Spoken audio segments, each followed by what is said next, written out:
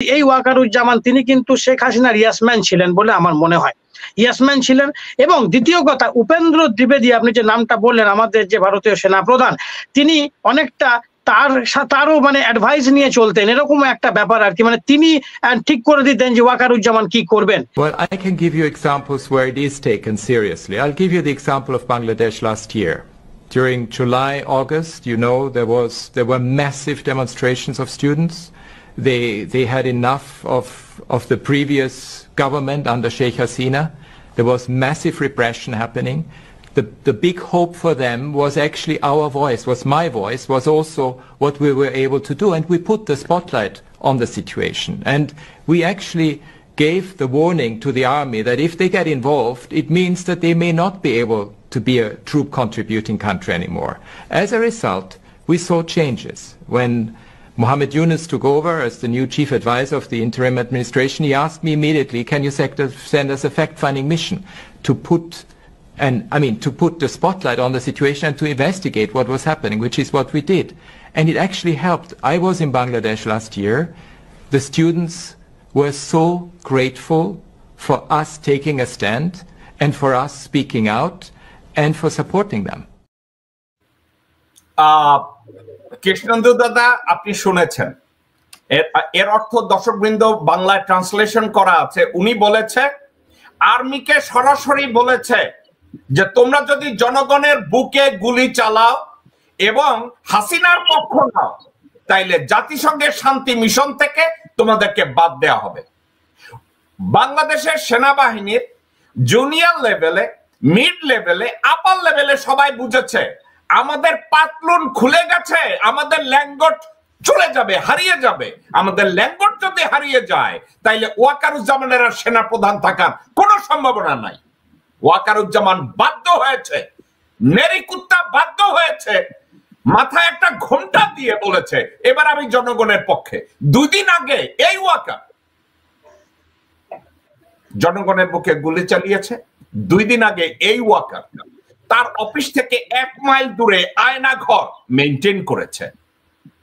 কয়েক বছর আগে বিডিআর পিলখানার সামনে দাঁড়িয়ে 17 বেঙ্গলের সিও হিসাবে মীর জাফরের ভূমিকা পালন করেছে, যেখানে 57 জন মিলিটারি অফিসারকে খুন করা হয়েছে।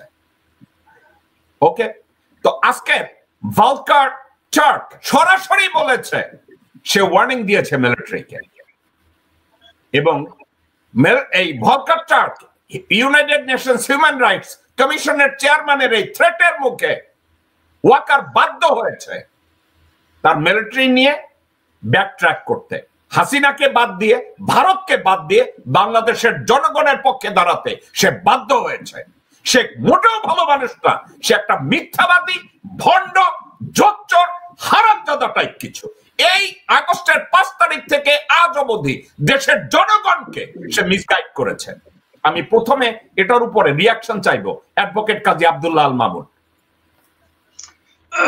শুনেন, আপনি খুব গুরুত্বপূর্ণ আলোচনাটা তুলেছেন, এটা আমি কয়েকদিন যাবত চিন্তা করছি, এটা একটা জবাব হওয়া উচিত। আপাতত আপনার এই বক্তব্যের আমি মিশ্র প্রতিক্রিয়া ব্যক্ত করছি, জনগণের পালস যেভাবে বোঝার চেষ্টা করেছি সেভাবে আমি বলছি।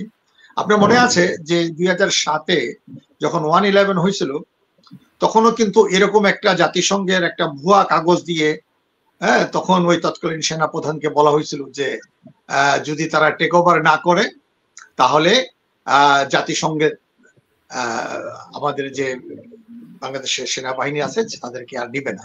কিন্তু পরে প্রমাণ সেটা মিথ্যা, কিন্তু সেটাও কোনো বড় ব্যাপার না। কিন্তু যদি তখনকার যদি সত্য হয়ে থাকে তখন শান্তিপূর্ণ অবস্থায় সে টেক ওভার করছিল, জনাল মঈনুদ্দিন, ফখরুদ্দিন, যাই হোক না কেন। কিন্তু আজকের অবস্থা যদি চিন্তা করেন, যখন নাকি জুলাইয়ের কথা বলছি, আপনার 16ই জুলাই যখন আবু সাইদ সবচেয়ে প্রথম 2 হাত তুলে বুক পেতে ছেড়ে দিল, আমি এটা বলছি এই কারণে আপনি প্রলং করছেন। আচ্ছা, বললেন না, তাহলে আমি মূল জায়গায় আসতেছি।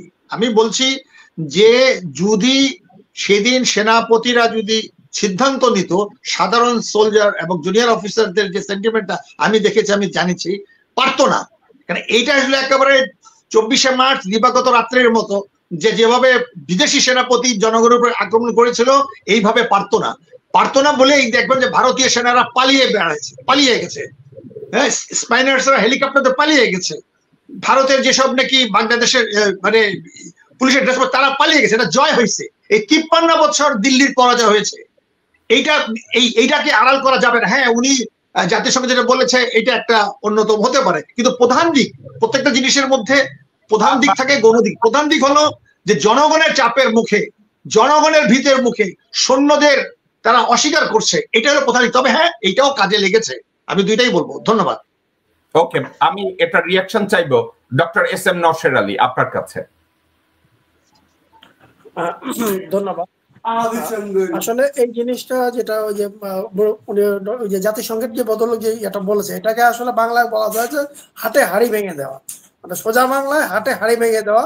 উনি ওই কাজটাই করেছেন এবং জেনারেল ওয়াকার বা অন্যান্যরা ওনারা আসলে মানে বাধ্য হয়েছেন জনগণের পাশে দাঁড়াতে। ওনারা উইলিংলি না, মানে বাই ফোর্স ওনারা বাধ্য হয়েছিলেন জনগণের পাশে দাঁড়াতে, এবং সেটার পিছনে কাজ করেছিল জুনিয়র অফিসাররা। জুনিয়র অফিসাররা বলছিল যে আমরা সিনিয়রদের কমান্ড মানবো না, আমরা আমাদের ওয়েপন জনগণের দিকে তাক করবো না। এটা তারা আগস্টের প্রথম থেকেই তারা এটা বলে আসছিলেন।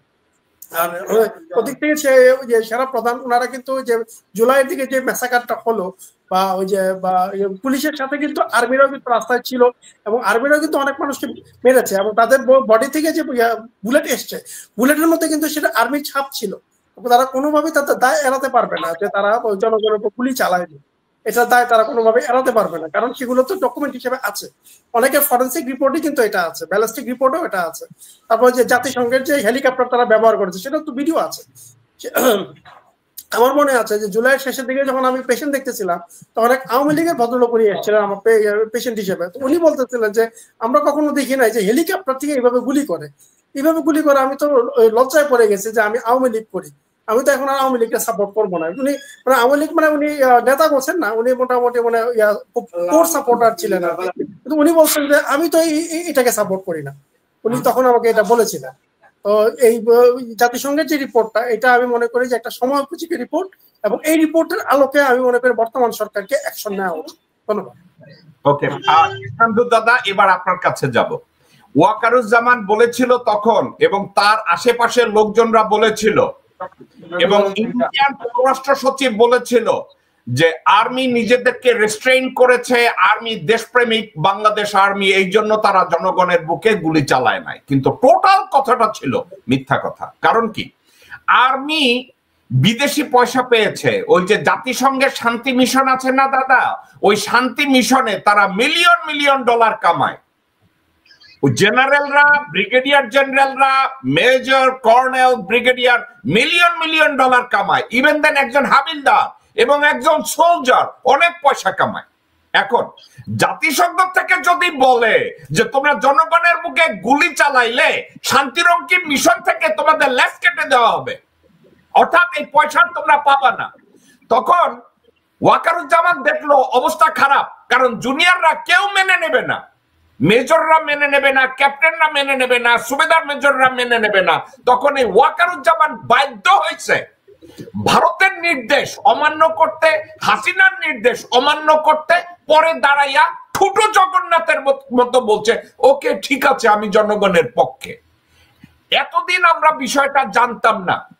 এই বিষয়টা নিয়ে জাতিসংঘ মানবাধিকার কমিশনের যে কমিশনার ভলকার টার্ক এই কথাটা বলে নাই, কিন্তু এখন মাঠে হাড়ি ভাঙ্গা দিচ্ছে যে আসলে বাংলাদেশের সেনাবাহিনীর দেশপ্রেমের জন্য না, এই টাকা পাবে না এবং জাতিসংঘ তাদেরকে বাদ দিয়ে দিবে, এই জন্য তারা জনগণের বুকে গুলি চালায় নাই। এই হিপোক্রেসিটাকে আপনি কিভাবে দেখেন কৃষ্ণেন্দু দত্ত?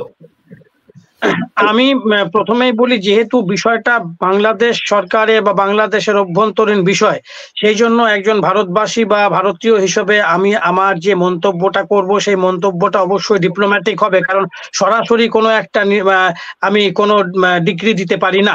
কিন্তু একটা জিনিস বলতে পারি, আমি যে বক্তব্যটা এখন শুনলাম রাষ্ট্রপুঞ্জের মানবাধিকার কমিশনের যে কর্ণধার যেটা বললেন, এবং আপনাদের কাছ থেকেও যেটা বুঝলাম, এটা ঠিক যে ওই বক্তব্যটা বা এই ঘটনা ঘটনা যদি সত্যি হয় তাহলে এই বক্তব্যটাতে ওয়াকারুজ্জামানের উচিত একটা সদর্থক ভূমিকা নেওয়া, এবং যেটা বুঝলাম যে তিনি এখন নিয়েছেন। আর একটা জিনিস আমি বলতে পারি, যেটুকু আগেই বলেছি, ভারতীয় হিসেবে যতটা আমার মানে এটা পররাষ্ট্র, সেই আপনাদের বাংলাদেশের ভিতরে নাক গলিয়ে কোনো মন্তব্য করা কখনোই কাম্য নয়। কিন্তু একটা কথা বলতে পারি, এই ওয়াকারুজ্জামান তিনি কিন্তু শেখ হাসিনার ইয়াসম্যান ছিলেন বলে আমার মনে হয়, ইয়াসম্যান ছিলেন। এবং দ্বিতীয় কথা, উপেন্দ্র দ্বিবেদী আপনি যে নামটা বললেন, আমাদের যে ভারতীয় সেনাপ্রধান, তিনি অনেকটা তারও মানে অ্যাডভাইস নিয়ে চলতেন, এরকম একটা ব্যাপার আর কি। মানে তিনি ঠিক করে দিতেন যে ওয়াকারুজ্জামান কি করবেন। তার আগে আমি আবারও বলছি, একজন ভারতীয় হিসেবে এবং ভারতের সাধারণ নাগরিক হিসেবে আমার একটা সীমাবদ্ধতা আছে, আমি তার মধ্যে থেকেই আমাকে বলতে হয়। সেই জায়গায় দাঁড়িয়ে আমি দুটো কথা বলতেই পারি, যে একজন ইয়াসম্যান থাকাটা কখনো ঠিক নয়, তাকে পরিস্থিতি অনুযায়ী চলতে হবে। এবং সেই জন্য যে রিপ্রিমেন্ডের যে ভৎসনা তাকে করা হয়েছে সেটা সঙ্গত, এবং আমার মনে হয় এবারে উচিত যে একটি সদর্থক ভূমিকা নেওয়া এবং মোহাম্মদ ইউনূস সরকারের কে সাপোর্ট দেওয়া, যে তার সেনাবাহিনী যে না, সে দেশের মানুষের জন্য, মানে বাংলাদেশের মানুষের জন্য, তাদের সার্বিক স্বাধীনতা, সার্বিক সার্বভৌমত্বের জন্য সে কাজ করবে। এটা তার করা উচিত বলে আমি একজন পররাষ্ট্রের সাধারণ সুবুদ্ধি সম্পন্ন নাগরিক হিসেবে মনে করি। কৃষ্ণেন্দু দাদা, এত চমৎকার কথা আমি কোনো ভারতীয়র কাছ থেকে শুনি না। আপনি এত ভালো বলেছেন, খুবই ভালো বলেছেন, কনগ্রাচুলেশন, অত্যন্ত ভালো বলেছেন। নিরুনিরা, এবার আপনার কাছে যাব। আপনার দল, আমাদের বাংলাদেশে বেশ কিছু লোকজন আগস্টের 5 তারিখ থেকে একটা জিনিস বিক্রি করে আসছিল, একেবারে ডুগডুগি বাজাচ্ছিল, যে ওয়াকার হচ্ছে জনদরদি, ওয়াকার হচ্ছে পিরানে পীর, কুতুবে রব্বানি, ওয়াকার হচ্ছে জনগণের জন্য উজাড় করে দেয়।